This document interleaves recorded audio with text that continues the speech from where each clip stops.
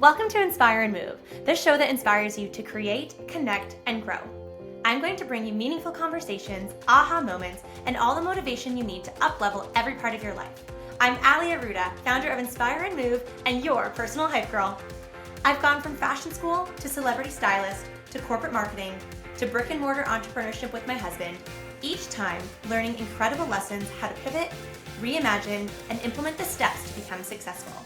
I am passionate about inspiring others to live their best life, a life of joy. We have the power to design a life that we love because life is too short not to. The best part is that you weren't meant to do this alone. If you feel like you were meant for more, let me ride shotgun with you, and together, let's get you to where you want to go. So we're understanding the power of engagement rate, and would that be the number one metric you look for when sort of considering creators for a match of, your Shine creators and a match for brand partnerships? Yes. And my favorite metrics always will be saves and shares. I love it. I feel like it's like not as much, like I would call likes and comments a vanity metric because everyone can see them. Like everyone has access to them. The extra special metrics that I love are saves and shares because I think it's just such a qualified engagement. And you look at, like, when I say qualified, I mean, for me, like, I'm like happy. Like I'm liking everyone's content. Just double tap, off I go. Like I think people will throw out a like pretty easily. But for me to save something, I'm going back. Like I've saved it for a reason. It's because I'm like, ooh, that's a recipe. I've got to make that. And I'm like saving it into a folder and like keeping it there. So I think that being like we were just talking about vacations. Like if I'm saving something from your vacation, or if someone's like, oh, like where to eat in Mexico, where to eat in this area, what hotels to stay at in Rome, like wherever. I feel like that's like, I'm saving that because I'm like, oh, when I go to that city, I really want to come back and remember this list, So I feel like it's a really, really important one. I think brands should pay way more attention to that. I feel like we see a lot of this with our beauty creators, like beauty and skincare. People love to save that kind of content. They'll forever come back to it. So I feel like that's just like, it's a little bit more common. Or if they're sharing it with someone, they're either sharing it to their story, which we love that. Or they're sharing it with a friend to be like, we got to eat here. Or like, let's go on this vacation together, or let's do this, So I think those two metrics, they're very like actionable. Like you can see what people's intent was when they did that. This is so cute. It's making me think of all of the shares between my husband and myself in our DMs. Yeah. It's either food. Yeah, of course. Which means that my husband makes it because he is the chef in our house. Same. And very talented. Same. Lucky us. Yeah. So grateful. And dogs. Yeah. And we have three dogs. Yeah. One's a golden retriever, one's an Aussie, and we have our little teacup Yorkie. But Aussie videos and golden retriever videos, hot commodity for the Arudas. Yeah. See, we have a Vizsla. If you don't know them, they're like a Hungarian bird hunting dog. Those ears. He has the softest ears. His name is Toast. Little cashmere blankets. Like an angel. And so, we always will send Vizsla videos back. Or it's me sending him and just a ridiculous place I want to go. And he's like, or I send him houses. And he's like, okay. He's like, we just moved to LA. I'm in a real upstate New York house. Oh, love that.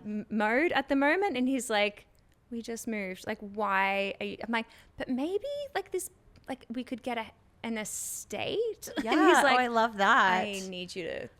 I feel super seen here because our third category is homes. Yes. Or vacation spots in Italy, maybe France. Of course. And now my husband is obsessed with Boise, Idaho. That's where he would like to move. My husband would go there as well. Just have some kind of ranch and Yeah, he's looking at car dealerships there where we get our car. Right. He's really ahead. So I feel like our husbands would get along. I know. If we could have a dog play date together. Yeah. And talk about all of our dream homes. Love it. Okay, I have more questions for you because I'm just on a roll here. Okay. When you are looking at creators for brand partnerships and opportunities, do you look for multiple social platforms, thinking sort of like an A and a B, like an Instagram and a TikTok, or Instagram and a podcast, LinkedIn? Yeah. So when we're signing talent to Shine, absolutely. Got to have two. Super important. I don't need people to have 5. That's a lot. It's so much to handle, and I don't need people to be like, I have to be everywhere. I'm like, no, it's okay. You don't have to be everywhere. You have to be in a couple of places where you can really add value and like have something to say, right? Mm-hmm. Like, don't be on YouTube just because you feel like, oh, I have to be on YouTube. Like, be on YouTube if you're like, I feel like I have some really valuable long form video to share. Like, that's when you should be on YouTube, right? So like, I feel like we want people to be on at least 2. So yeah, to have like Instagram and TikTok, Instagram and a pod, something else going on. Mm-hmm. Or like, you know, we've talked about this a lot, like a really healthy e-newsletter list. Like, are you sending out great content there? Like, love that. Like, that's awesome. Like, what a great place for brands to put clickable content, clickable links. We love an affiliate, you know, like we definitely want to see that. I think it's really also important to see that creators have been able to pull their audience from one to another. It's a journey. Love that. Because I feel like if you're like, okay, TikTok is especially tricky for this because you can go so viral on TikTok and have insane views, but have not as that many followers. Like I'm very like, I'm not giving away a follow on TikTok very easily, you know, like that's fair. I'll like content, I might engage with it, I'll share it with someone, but it's funny, TikTok I'm much less willing to actually follow. You hold that follow close? Well, I just feel like my For You page is like so beautifully curated to me that like I'll just see it again. I just like hope for the best, I guess. But yeah, so I'm much more of a like scroll my For You page than scroll who I'm following. But again, that's just like my habits. So yes, want people to have a couple of platforms. Love to see if someone's been able to like go really viral on TikTok, but then pull them over to Instagram. That to me is like such a sign of success because your audience is like more. Where can I see more of you? Like they're like desperately seeking whatever it is you have to say or show them. So I feel like that, again, it's just such a qualified metric to look at. I really respect everything that you're saying, especially when talking about your audience and going from different platforms, because I think of it as a journey. And I think so many of us that are in the, whether it's your creator space, business owners, or honestly just humans, because we're all personal brands. Yeah. But having us, you know, look at our follower count and being so fixated on that number, when you could be hard on yourself of like, oh, I only have 8,000 followers. Like I'm so small. Yeah. But the reality is like, that's 8,000 people that are choosing Have you ever seen 8,000 people all together? Like, it's a lot of people. I guess a concert or a professional sports game. Whatever. But like aside from that, like 8,000 people like in a room, it's a lot. That are consuming your creations that you are, you know, if you're sharing your vacation or a recipe that you love, your dog's Halloween costume, that these people are showing up to cheer you on, respect you, or buy from you, and having those clickable links. And I think people, like consumers, also connect with you in a really different way when you're smaller, and in a really positive way, because I feel like they see you like, oh, you're not just like a big influencer, you're not trying to sell me products. People don't like that. They don't want to be sold to all the time. So they're like, oh no, I feel like I know you. I can like relate to you really well. I can like, when I see your morning routine or you walking your dogs, I'm like, I do that. Like that looks like my life, you know, like it doesn't look too, and you can do like beautiful things, but it doesn't feel unattainable. So I feel like audiences just connect with you in a different way when you do have that smaller following. That does make them like, I feel like some smaller creators have like insane affiliate links and things like that, because like people are like, oh my gosh, I really want this. Like I see you have it, your life's just like mine, maybe I want it too. Absolutely. And I think it's how you, whether it's how you position yourself and how you embrace things. And I love that for me personally, and being able to have, whether it's one-on-one time, or I know we were chatting earlier off the mics about like voice notes, and I know there's the inbox chats and text message chats, but just being able to connect with people and, you know, it's social media.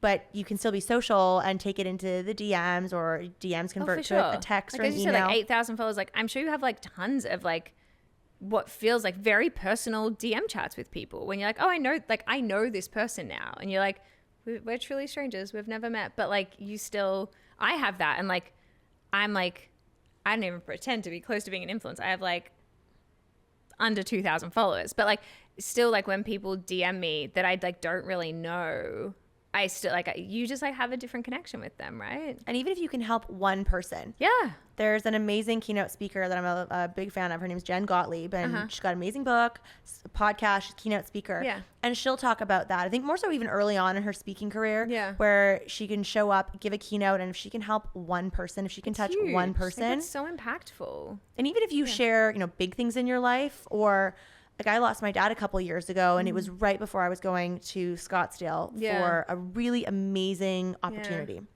from an investor opportunity.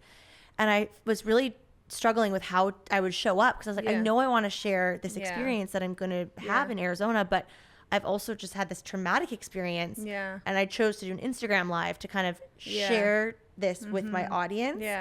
And, you know, naturally you get a lot of love and support. Of course, But I feel like you just come across as this human. That other people might have just lost their dad or mom, or like, you never who I'm you not can touch. infallible. Like I have things going on in my life too, that like we all, like everyone struggles with things, right? And I think it helps. It's awful to say it helps people to like connect with you in a different way, because like you don't want to have to go through like that kind of trauma. Like that's awful for people to connect with you, but it kind of just shows like, oh, they're a real person. Like, you know, I'm sure so many people have been like, I had that kind of loss as well. And it's hard to like move forward from that, but it's like, I see that with our talent as well. Like when they share things that are really personal to them, like how their audience rallies behind them. And it's like, it's lovely. Like it's such we've talked about this, like there's some, you know, nasty parts of the internet, but there's also some like really wonderful parts of the internet and social media. You know, there's some sides of it that you see this like beautiful connection and support and things that can happen from what's built there. So I think, as I said, there's lots of like negative sides of it, but I think you can find tons of positives if you're looking. Absolutely. Because I mean,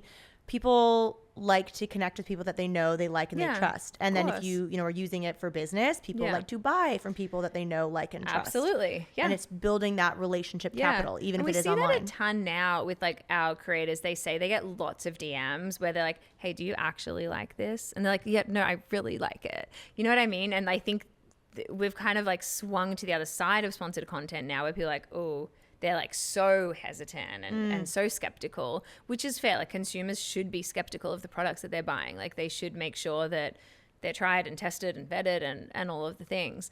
But it's, like I feel like we've swung the other way to just like automatically believing something, to now be like, oh, wait, I don't believe this. I need to like fact check it first, which I think that's a good thing. That's smart. Like just being a smart consumer in life. Yeah. Okay. Transitioning to life. Okay. I want you to tell me about your morning routine. I am forever fascinated by high achieving entrepreneurs.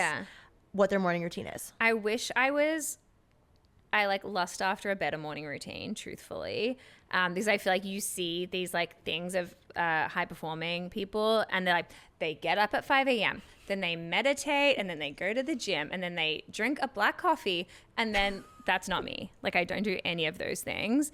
I'm in general an early riser. I'm like an early riser and a late to bedder. It's bad. But I'm usually up at like 6-ish, like awake. I'm like immediately checking my phone. Like I, again, wish I had more boundaries, but like I'm checking my email. I'm checking all of the socials. My family WhatsApp chat usually gets like going overnight because they're all in Australia. So perfect. I like catch up on my correspondence with them. I'm checking, our team uses Google Chat now. We just switched from Slack to Google Chat. So I'm checking that. A lot of our team is on the East Coast, like my business partner, our COO, a lot of our management team is East Coast. So I usually wake up to some like updates and things like that. And then I'm on a walk with Toasty. I love to walk. I'm like a big steps girl. Love that. Love a step. So I'm doing a good walk. Do you do audiobooks, podcasts, nature sounds? This is like a red flag of mine. I never listen to music. Okay. It's weird. I thought you were going to maybe drop like, I love Limp Bizkit. I thought you were going to throw me a curveball. I mean, obviously. I'm not a music person. I will just like walk in my own thoughts. That's great too. Yeah, I think people like find that weird, but and like sometimes I listen to a podcast. I would do a podcast over music like every day of the week. So I do love a pod. But yeah, I often am just like, I think I just like enjoy the quiet. I feel like my day is like I'm yapping all day long. Like I talk so much during the day. And so I think I just like the quiet. Just welcome like, some stillness. I'm just like, it's just like chill. So my husband will sometimes, my dog is such a brat. He like hates to walk just with me. It's like very offensive. If my husband doesn't come, he like runs into his office and like hides under the desk. Like I birthed him. Like it's so rude. Anyway, so like I have to like drag him around the streets. So sometimes my husband comes and then we'll do like little morning chats and things like that. But yeah, then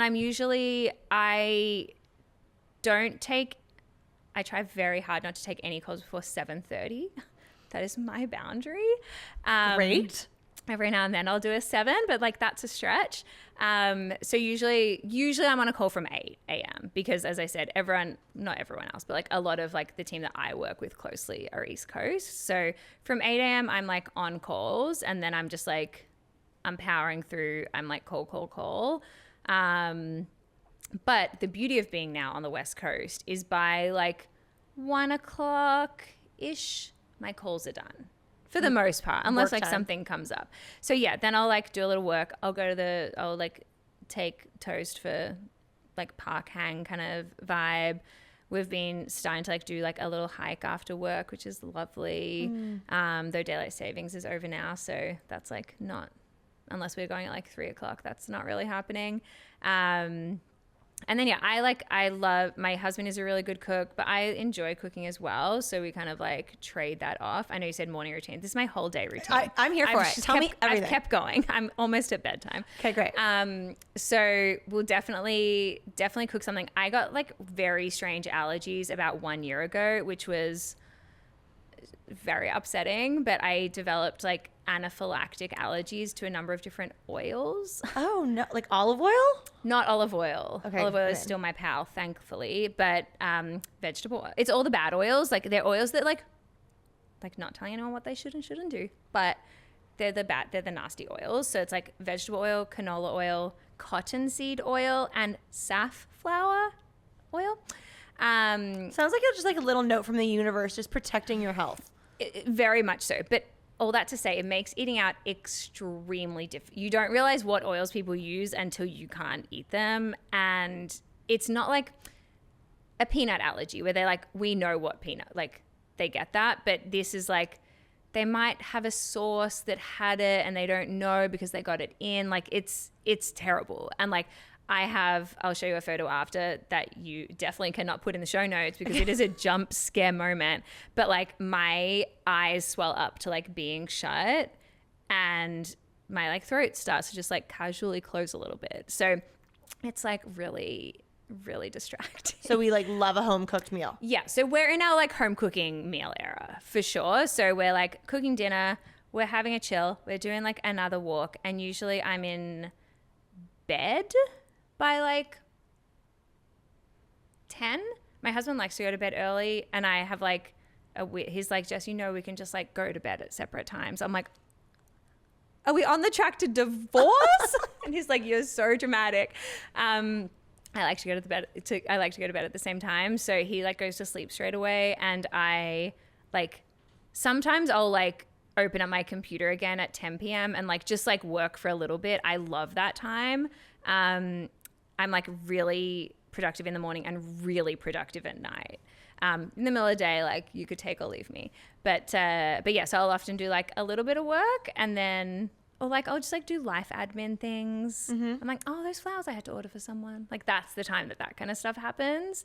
And then yeah, I try to be like asleep by 11:30. Okay. Yeah. You crazy girl. I know. It's bad. I used to be like that. I also just like, I operate well like that. Like it's, hey, you find what works. It just like works for me. I'm sure at one point it'll be like, girl, get some more sleep. Yeah, night. Then like at that time, I think I just will. But I aspire to be someone who goes to bed earlier, but it's not me yet. Okay, now you know this question is coming because you heard it. You heard me ask this earlier. did. This is your final question before your Okay. rapid fire questions. Okay. Are you ready for it? Yes. You had like mental prep time. So you're a high achiever. You are successful. I like love everything that you're doing. Yeah. How do you celebrate your wins? I know I've had so much time to prepare and I've just swindled that time away. Disaster. I admittedly am not very good at it. I think I don't like recognize wins in a way that I should. I think sometimes people point them out to me, like external people, and they're like, oh, my business partner and I often say this, like when we'll be chatting with someone who like doesn't know us at all, like meeting a brand new stranger, and was like, oh, like I like own this company and like we have a team of 70, and they're like, oh, and it's like I'm almost offended. Yeah, But you like, didn't think that? they're like, you, this little girl? I'm like, yeah. But yeah, so I think I don't like recognize it until sometimes you see it in other people, which is terrible. Like I don't like to look for like external validation. But I love a trip to mark something. Like a trip is fun for me. Love that. And I do like a purchase. Like I'm a shopping girl for Love sure. that also. Like I recently saw this like really cute little pinky ring that I love, and I was like, I must think of a reason to celebrate to buy that. Like, so I can like, I like to connect something to something. So I'm like, oh, I was like, what could be a little win that I could be like, oh, I'm making a pinky promise about something, and then I would get the pinky ring. So I like think about things like that. But yeah, I think about it more than I do it. You know? Happy to be an accountability partner. Yeah. I love a win and I love a know. celebration. I know. So do I. I need to like set some wins and like acknowledge them. But you said before, like you're a champagne lover, so am I. But like it just seems like this is so silly. It seems like so frivolous. But like, But I'll do that even with smaller wins. Like we like to set a revenue goal every month for our business or our portfolio, if you will. And I will pre-purchase a champagne or a bottle of nice wine. I'm like, okay, this is for the celebration. Yes. I love that for you. I'm going to aspire to be more like you. Okay, great. Okay, rapid fire questions. Okay. Sunrise or sunset? Rise. Date night in or out, which I kind of feel like you answered. I know. I like both, but right now in. Okay. What book are you currently reading or listening to? Currently reading Spirit Babies. Oh, I've heard that's really amazing. I know we talked before about like how woo are you? Yeah. And I was like, I'm not very woo. And then I've outed myself. I'm very woo. Yeah, Spirit. I've been like trying to get pregnant and have had some struggles. So it's a lot of people have recommended it to me, and it's really interesting. I really like it. My best friend actually lives in Sydney. Yeah, she's Canadian, lives in Sydney, and she has her pregnancy story with her daughter is so powerful. Yeah, and she had read that book, and that the whole thing's it's an offline story, but it's really powerful. Yeah. So I've heard amazing things about that book. It's very good. What are some things on your joy list? Things that I do for joy, or things that bring me joy? Things that bring you joy. Toast. Obviously toasty. Yeah. Both the dog and the like bread. Yeah. I love toast. Love it. Being outside in November when it's still nice and sunny, and I live here now. Love that. I love flowers. Big flower lover. I love going to the flower market. I love speaking to my nieces and nephews. They're all in Australia, so I usually have like quickie chats with them in like for their morning, like before they go to school and things like that. So that can like shake a bad day in like an instant. So yeah, that's a big one. I love that. Yeah. I've had just like the best time chatting with you and going from entrepreneurship and influencer marketing, social media, our dogs, all of this. So thank you so much for being here. I'm really grateful for you and our connection. Where can everyone find you? Well, thank you for having me first. This was wonderful. Please invite me back to any beach house you are at, and I'll be there. So you can find me on socials. I'm Jess Hunichen. It's super easy to find. You'll put it in the show notes because it's a tricky spelling, but I'm the only one. On Instagram, TikTok, LinkedIn, all the things. And then Shine, same thing. You can find on Instagram, Shine Talent Group, The Thread, Love and Money Ventures. I love this. Yeah, we'll put everything in the show notes. And excellent. Next time we hang out together, I'm hoping I'm going to see you and your new pinky ring. Yes. Pinky promise? Pinky promise. Okay, maybe this is why I have to get it. Okay. Love it. Here's my pinky ring right Okay. here. Okay. So, I know. I Jess, saw. It made me think of mine. thank you so much for being here. you. Lots of love and gratitude for you. And you guys, thank you so much for listening, for watching, for being here. And we'll see you again soon. Bye. Bye. Thank you so much for listening. If you loved this episode, it would mean the world to me if you took 30 seconds and shared this on social media, send it to a friend, or leave a 5-star review. There is power in community, and I am so grateful to have you part of mine.